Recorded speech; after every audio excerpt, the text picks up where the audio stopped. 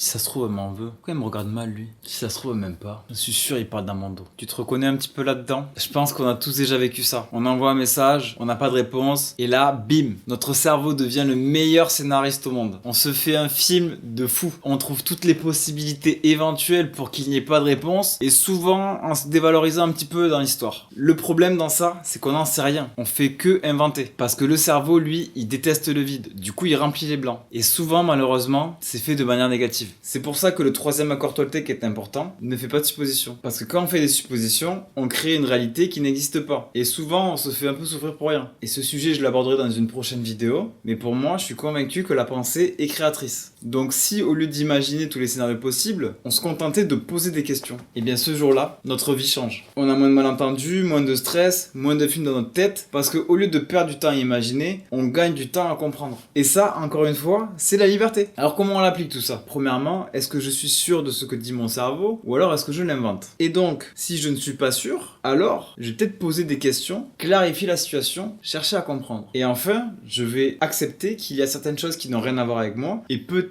même parfois que j'accepte le fait de ne pas savoir. C'est clairement une habitude à prendre, mais promis, ça va changer ta vie. En résumé rapide, ne fais plus de suppositions, pose les bonnes questions et libère-toi.